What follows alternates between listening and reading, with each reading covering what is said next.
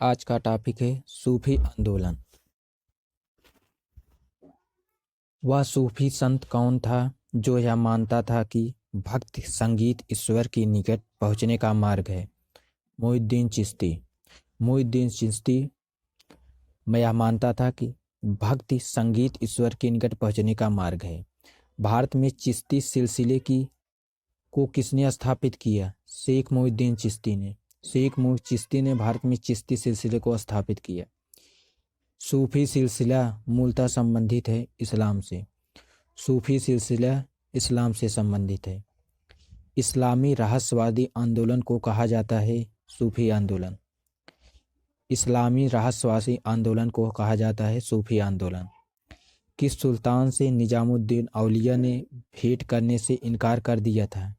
जलालुद्दीन फिरोज खिलजी से।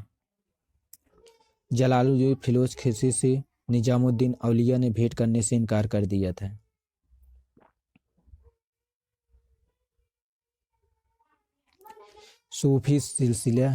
सूफी सिलसिला या संप्रदाय में कौन संगीत के वृत्त था?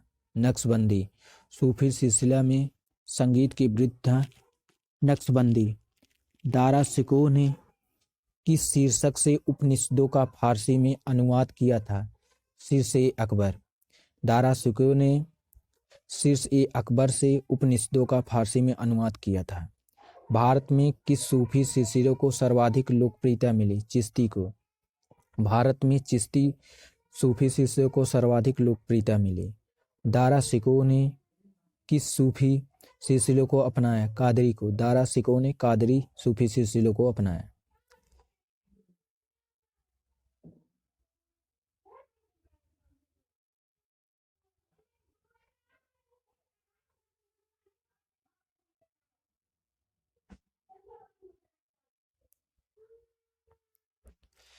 किसे शेख उल हिंद की पदवी प्रदान की गई थी? शेख सलीम चिश्ती को। शेख सलीम चिश्ती को शेख उल हिंद की पदवी प्रदान की गई थी। किस सूफी सिलसिले की गतिविधियों का मुख्य केंद्र बिहार था? फिरदौसी। किस सूफी सिलसिले की गतिविधियों का मुख्य केंद्र बिहार था? फिरदौसी। सूफिया कलाम जो एक प्रकार की भक्ति संगीत है, विशेषता है कश्मीर की। सूफिया कलाम जो एक प्रकार की भक्ति संगीत है, विशेषता है कश्मीर की। सूफी संत ख्वाजा मोइनुद्दीन चिश्ती किसके शासनकाल में राजस्थान आए थे? पृथ्वीराज चौहान के। सूफी संत ख्वाजा मोइनुद्दीन चिश्ती पृथ्वीराज चौहान के शासनकाल में राजस्थान आए थे। प्रसिद्ध सूफी सलीम चिश्ती रहते थे फतेहपुर सिकरी में। प्रसिद्ध सूफी सलीम चिश्ती रहते थे फतेहपुर सिकरी में।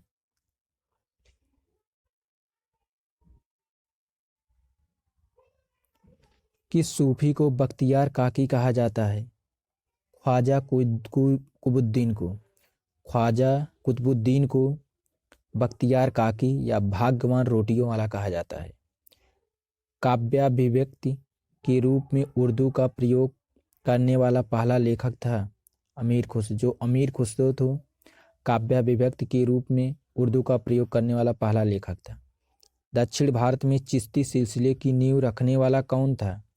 शेख बुरहानुद्दीन गरीब। दक्षिण भारत में चिश्ती सिलसिले को नींव रखने वाला शेख बुरहानुद्दीन गरीब था। मिराज उद आशिकीन उर्दू शायरी की पहली किताब के सूफी रचयिता हैं सैयद मोहम्मद गीसू दराज बंदा नवाज। अकबर जिस सूफी संत का बड़ा आदर करता था और जिसके आशीर्वाद से शहजादा सलीम जिसे जहांगीर का जन्म हुआ, वह था शेख सलीम चिश्ती।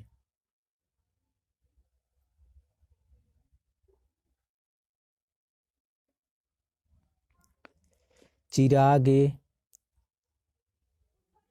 देहलवी किसे कहा जाता है? शेख नारिस उद्दीन चिश्ती को। शेख नारिद उद्दीन चिश्ती को चिरागे देहलवी कहा जाता है। सूफियों के कामकाज का केंद्र क्या कहलाते थे? खानकाहे। सूफियों के कामकाज का केंद्र खानकाहे कहलाते थे।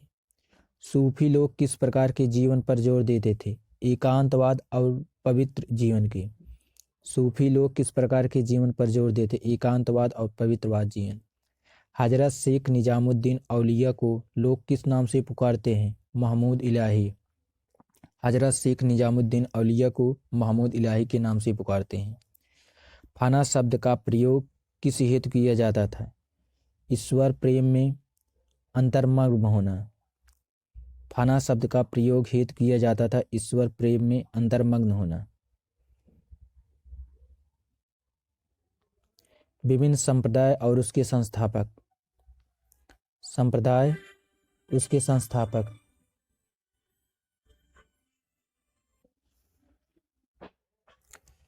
फिरदौसी। संस्थापक शेख बदरुद्दीन। सत्तारी संप्रदाय के संपादक शाह अब्दुल सत्तारी। कादरी संप्रदाय के संस्थापक शेख अब्दुल कादरी। कादरी संप्रदाय के संपादक कादरी संप्रदाय के संस्थापक शेख अब्दुल कादरी जिलानी।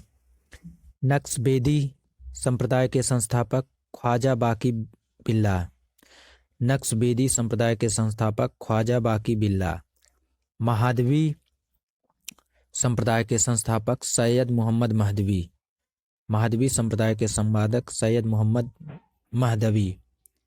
रोशनिया संप्रदाय के संस्थापक मियाँ बयाजिद अंसारी। मियाँ बयाजिद अंसारी।